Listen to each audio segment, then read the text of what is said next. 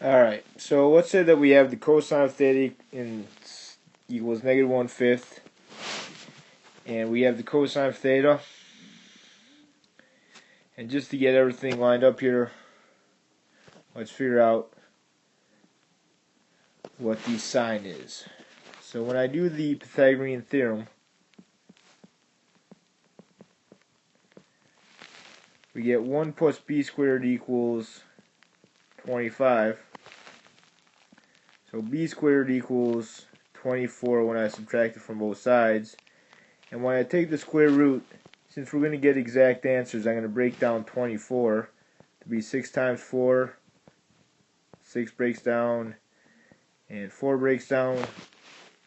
And so I got b equals 2 square roots of 6. But because it's down here, we got negative 2 square roots of 6. So the sine of theta equals negative 2 square roots of 6 over 5. Alright, so we got the cosine of theta equals negative 1/5, and the sine of theta equals negative 2 square roots of 6 over 5. And the formula for the sine 2 theta equals 2 sine theta cosine theta. So we found out that the sine of theta was negative 2 square roots of 6 over 5. And we found out that the cosine of theta was, or we were given this, is negative 1/5. When I multiply the numerators together, we get negative, or actually, we get two negatives as a positive, so we get 4 square root of 6 over 25.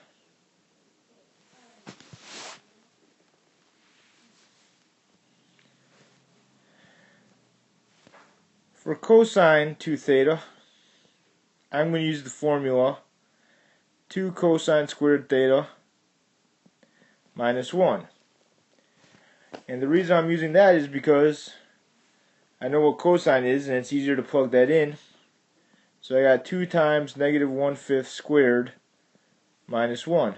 And when I plug that in my calculator to get the answer, I get negative 23 over 25.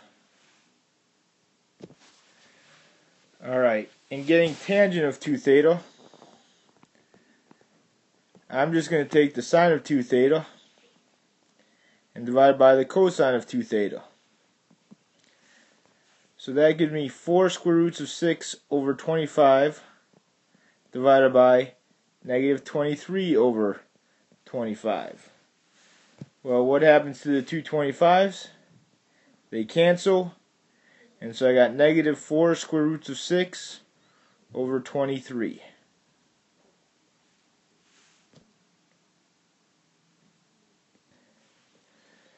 And the last type of problem that we have is the sine of 4 theta, which I'm going to use 2 sine of 2 theta cosine of 2 theta. Well, we already have those from parts A and parts B.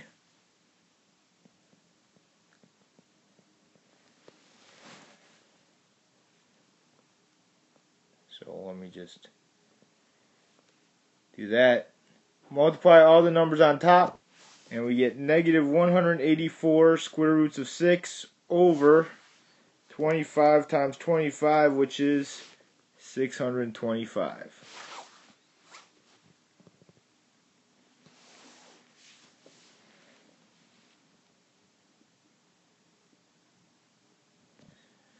Alright, let's do it one more time. This time we're given tangent.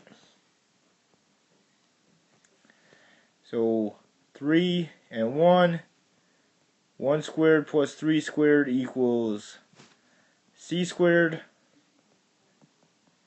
So we got 10 equals c squared when we add it together.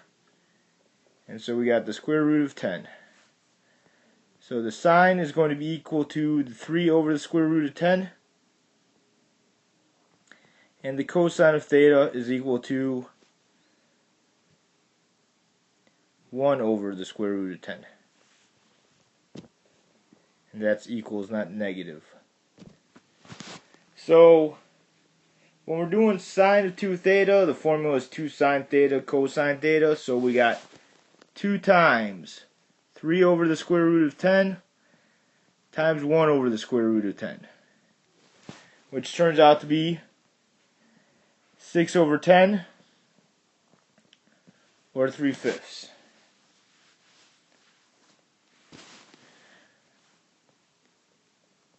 The cosine of 2 theta, it really doesn't matter which formula we use, so I'll just plug in 1 minus 2 sine squared theta. So 1 minus 2 times 3 over the square root of 10 squared, which equals -4/5. And the tangent of 2 theta equals 3/5 over -4/5. What happens to the 2 5s? See you later. And we get basically, let me erase that, -3/4. And those are a couple examples of sine, cosine, and tangent 2 theta.